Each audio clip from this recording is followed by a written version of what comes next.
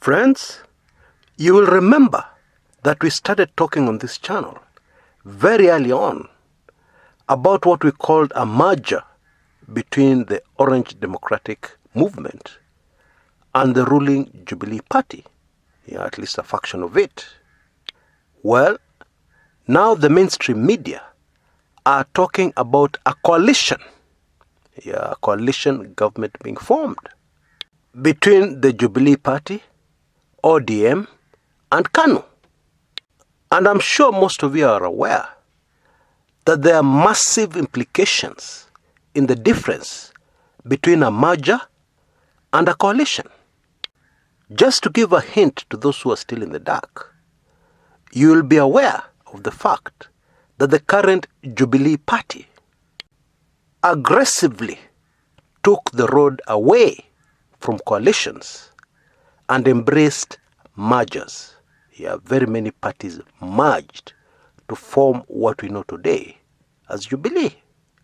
A decision that many of these smaller parties, and indeed many within the Jubilee today, look back with regret.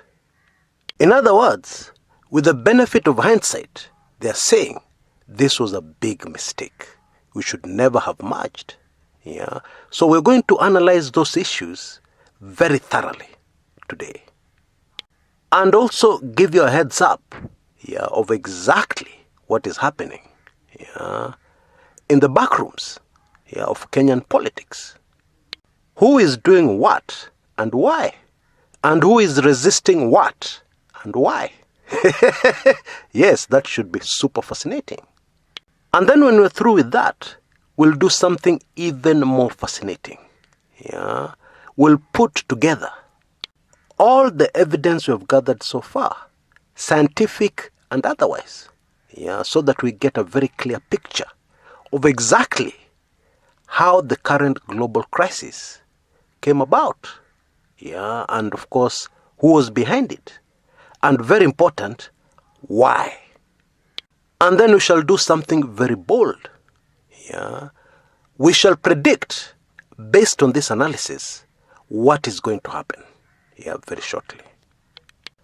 So, that is a very packed show tonight. Very exciting, very revealing. And as usual, we shall start with the politics. Some people call it politricks. But before we do that, I need to make something very clear. Indeed, give you a heads up. It is extremely important for every Kenyan, and indeed every African, to take this virus very seriously. And it's not for the obvious reason that everybody knows. It is extremely important for everybody to follow the Ministry of Health guidelines, and the directives that the government has put in place. That is very important. And it's not because of the reasons that are obvious. It is because of another reason, which is not obvious to most. Okay? And we shall cover that when we move on to the global crisis. I thought it was important that I make that very clear. Because there's been a misunderstanding caused by the information that I've given on this channel.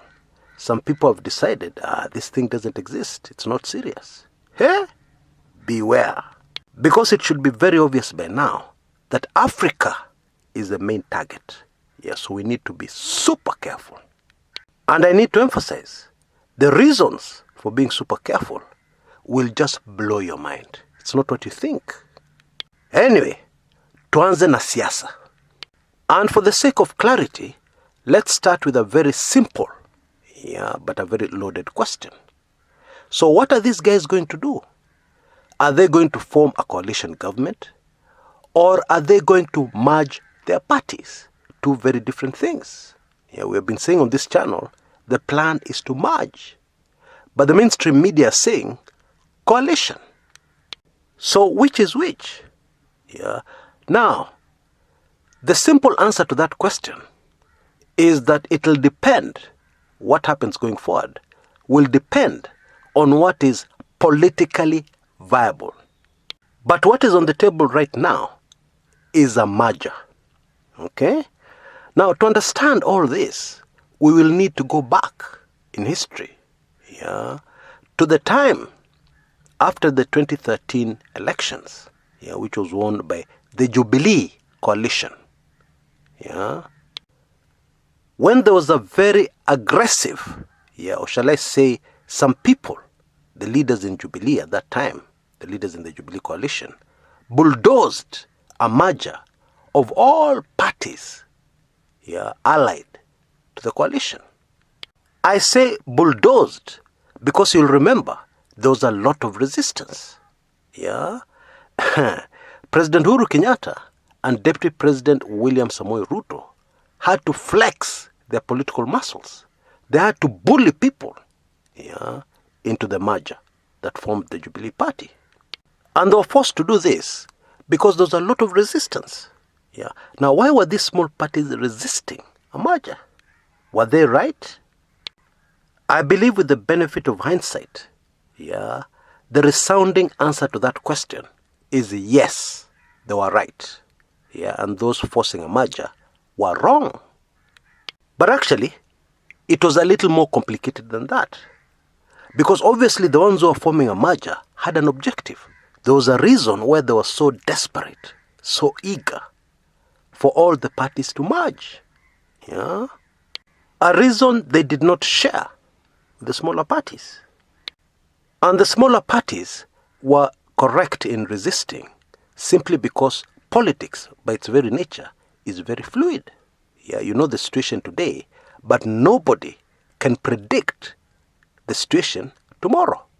They can guess, but they cannot accurately predict the situation tomorrow, let alone next month or next year.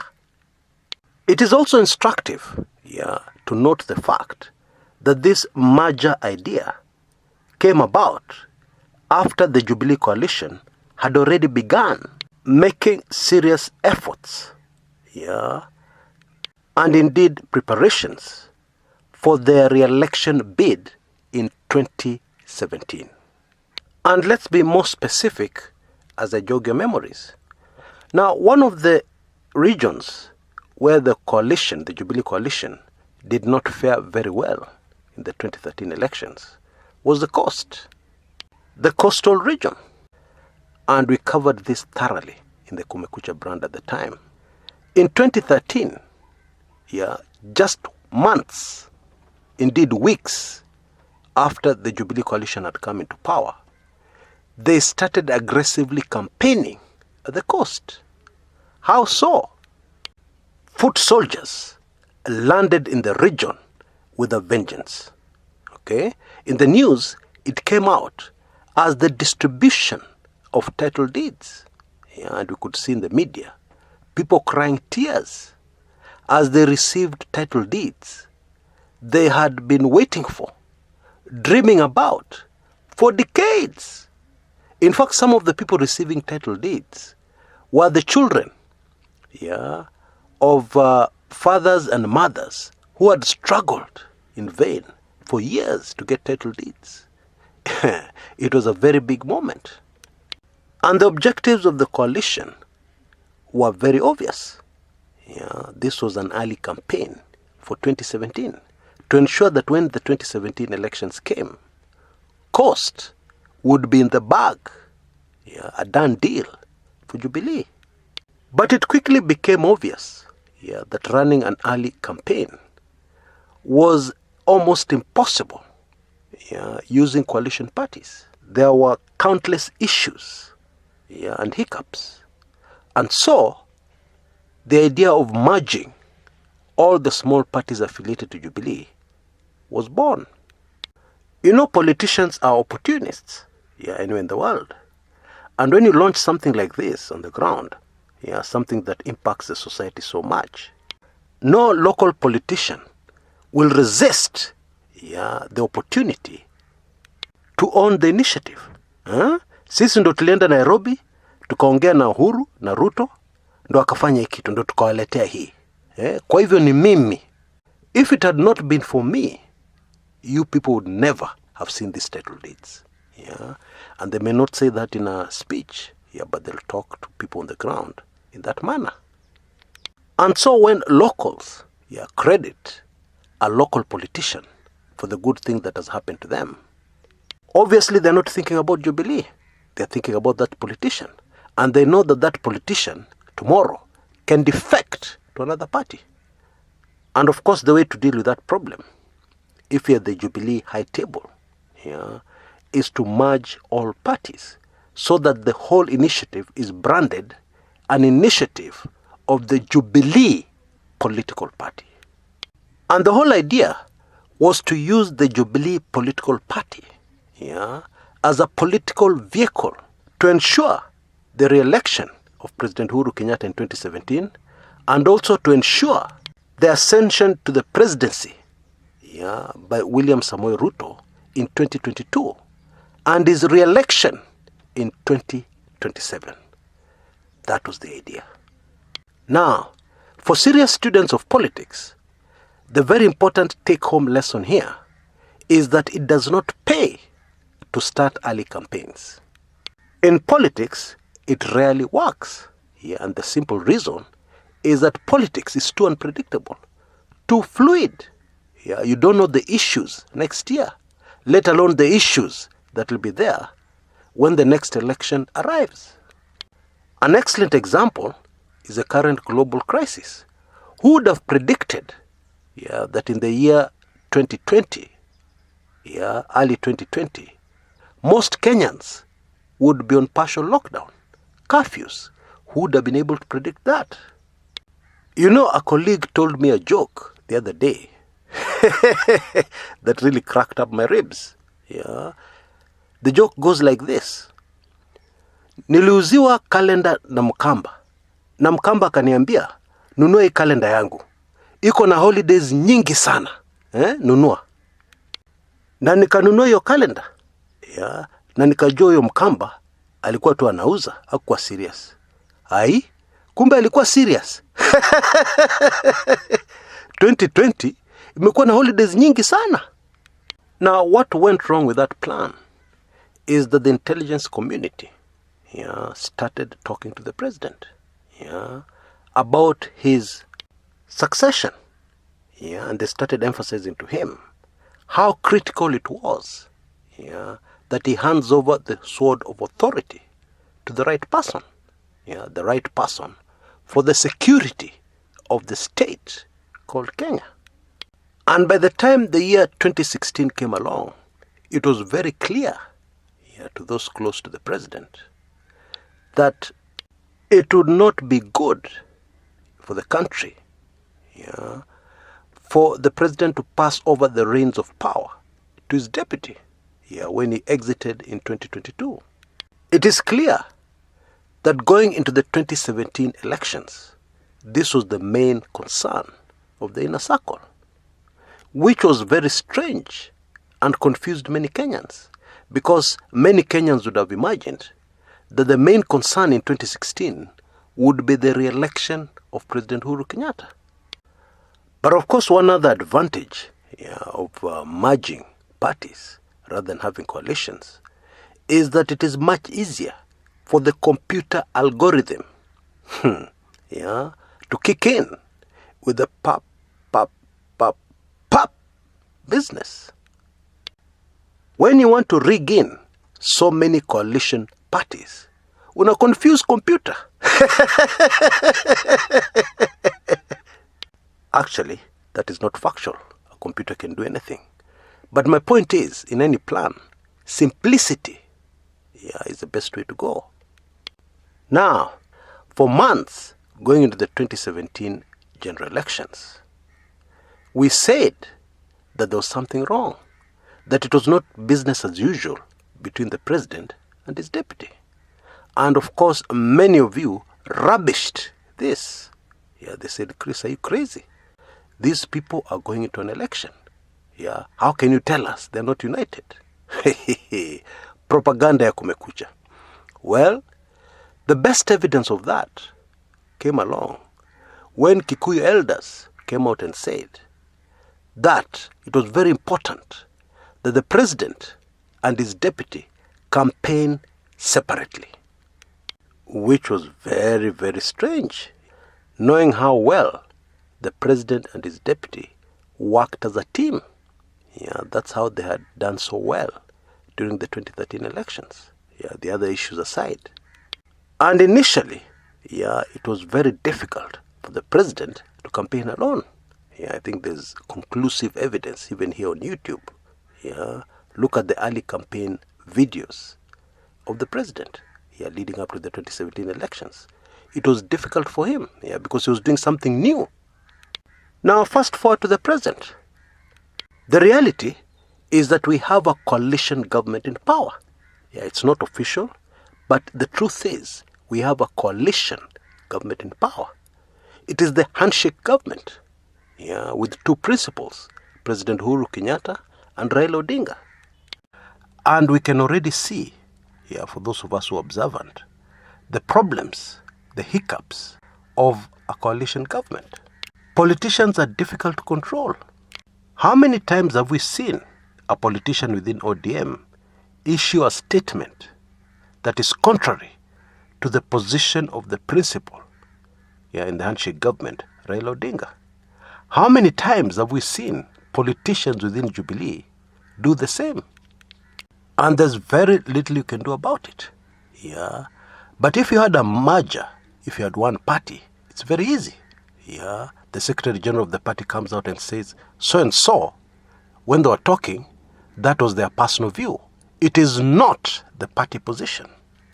And of course, it is very easy for somebody to infiltrate politicians within either of the parties, which is exactly what Team Tangatanga have been doing. They've been talking to politicians within the Jubilee party, but also ODM politicians. In case you have forgotten, Aisha Jumwa, a very staunch supporter of Deputy President William Samoei Ruto, is ODM Damu. At the height of the post-election troubles of 2017, Aisha Jumwa is the one who came up with the very popular catchphrase, Lazima Kieleweke, which simply meant that the victory of Uhuru Kenyatta in those elections must be understood, implying that it was not a true victory. And now you understand the reason why. Top on the agenda, on the table right now, is a merger between ODM and Jubilee. KANU, because of its size, can easily be a coalition partner. But ODM and Jubilee, considering their massive size, the best way to go is a merger. But of course, it is also quite possible, in fact very likely, that what will happen is that a coalition government will be formed first. Appoint various people from the various coalition parties, political parties, even as plans for a merger continue. And of course, when you have a coalition government, it is much easier for a party leader of a smaller party, like Kalonzo Musyoka of Wiper, or Moses Wetangula of Ford Kenya, already enjoying the benefits of being in government, either being in cabinet or being appointed to a very prominent position. It is much easier for those individuals to embrace a merger and to promote it. Just like it is much easier for Raila Odinga to embrace and promote a merger, now that he is one of the most powerful people in the country. So, let's see what unfolds going forward. And now let's move on to the global crisis. In my previous video, I carried a clip where this journalist, an investigative journalist, was being interviewed. The interview took place in 2014, almost 6 years ago. And he talked about how viruses are used as a tool for controlling the masses. And then to back up his mind-boggling allegations at the time, he produced a document from the Rockefeller Foundation, which was a detailed plan of exactly how a pandemic can be used as a tool for control globally. The fascinating thing is, if we were in the year 2014 listening to this interview, we would all say it is ridiculous, far-fetched conspiracy theory. It can never happen. It can never, ever work. This is daydreaming.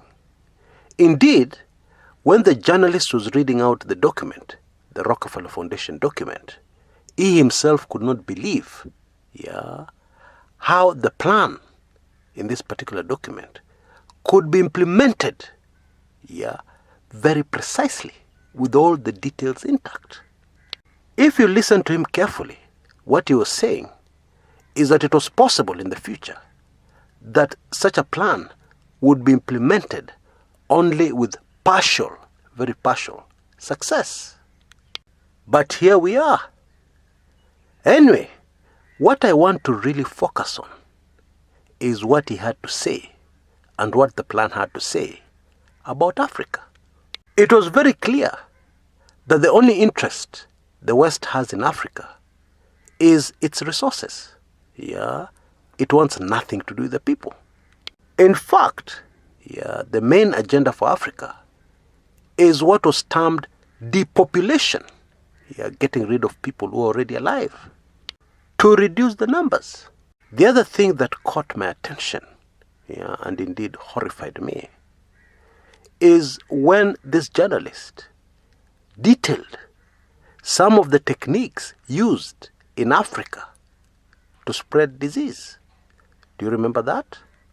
He said light aircrafts, flying, can be used to spread a virus to villages. Now, digest that for a minute. And let me also remind you of research that has recently come out linked to this virus. We have been told that researchers have found evidence to suggest that the virus is airborne. What? And there was something else about the revelations of this investigative journalist that just floored me. Where I read from the report, the Rockefeller Foundation report, that casualties, deaths in third world countries, and especially Africa, would be huge. Now, we already know that this thing that was just a document in 2014 has been implemented, has come to pass, in a very detailed manner, very accurately, when you take into consideration this document.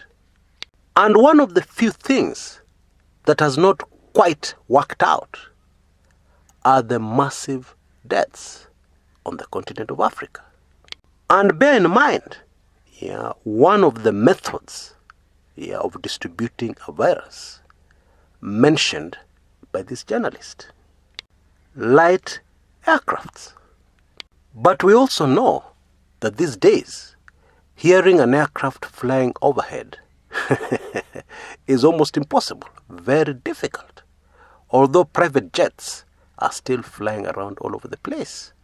But wherever you are right now, you can bear me witness. It's a long time since you had an aircraft flying overhead. But who can be sure what happens at night when we are asleep?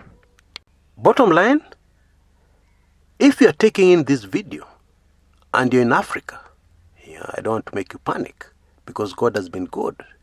God has stopped disaster in Africa on its tracks. People have been predicting and predicting again and predicting, and they still insist on predicting that Africa will be the worst hit when this thing is over. But it has not happened.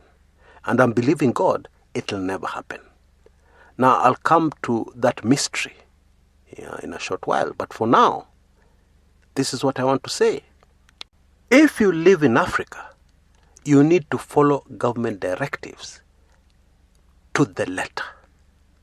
you need to take this virus very, very seriously. Why? Because Africa is the main target. Don't wait for policemen to force you to wear a mask when you're outdoors. Wear a mask at all times when you're outdoors. Take social distancing very, very seriously, especially now. Yeah, when those behind this virus are very desperate. Desperate for what? Desperate to prove their point about Africa. Now, for those who pray, a brief message for you. In your prayers, shift focus to thanksgiving. Thank Almighty God with all your heart for what He has done so far. Thank Almighty God for being a strong tower where the continent of Africa ran and they were safe. Yes, Africans are strong. Yes, Africans are survivors. But remember, these people are serious. These people are smart. And these people can do anything to make sure that they push forward the agenda. So, be wise. Follow government directives about this virus to the letter, strictly. And remember, there could be many other methods. In fact, indeed, there must be many other methods being used apart from what were told by this journalist, light aircrafts. So be wise. Yes, flu is a foreign thing. It belongs to the West. It's not really an African thing. Although people get flu here, it's not so serious. Yes, that is true. But be wise. When it comes to artificial, man-made things that are not natural, all your scientific understanding and knowledge, which all apply to natural situations, will obviously not be enough to protect you. Now, you'll be aware that what is coming out a lot in the news now is about second waves happening to countries which have cautiously come out of a lockdown. Now, I want you to take careful note of the fact that second waves in a natural situation, do not make any sense. They only make sense in an artificial situation, a man-made situation, whereby somebody sitting somewhere realizes that their plan is falling apart and that the world is coming out of the lockdown, which was the objective, and then they decide to do something. Second wave. Now, what a second wave does is that it scares that country which has come out from a lockdown. It scares them into going back into a lockdown. And then it scares the countries which are about to come out of a lockdown or which may have had plans to come out of a lockdown. They're scared to remain in a lockdown. Now, we have had many things, many of which I've shared on this channel. But there are some things which I think twice before sharing on this channel. Because if I share them, you will not believe. You will say, now Chris has become a madman. Chris, wakamono. That is Kamba meaning you're too much. But let me say this very cautiously. I now believe what some sources have said, that those making the real decisions in this global crisis are not really human. Let those who understand, understand. Let those who have read the Bible concerning fallen angels understand. But let me come back to everybody's language. It is clear to me that those behind this plan do not fully understand human nature. A human being was created by Almighty God and wired in a certain way. A human being was wired to treasure freedom, to roam across the earth unhindered. When you lock down that individual, using whatever method you want to use, it is predictable that after some time, that human will rebel against being locked down, which will force authorities to be more and more draconian. And the result of this is that human nature will kick in again, and humans will rebel more and more. If you understand human nature, that is precisely the position. And we can see this happening more and more right across the globe.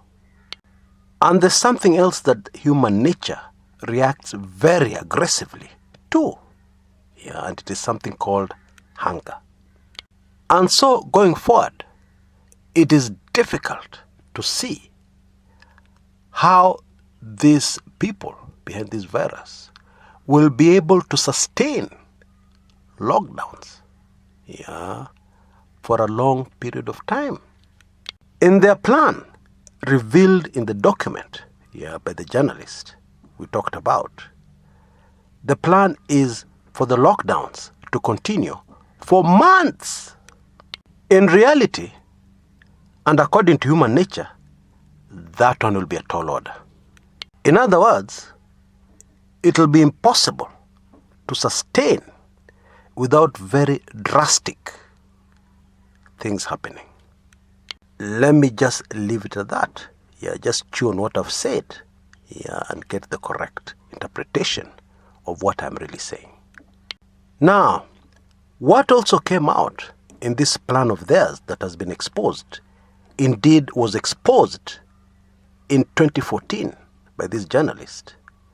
One of the targets are world economies. And again, it is very clear that Africa has always been the main target. Because tourism, for instance, is dead.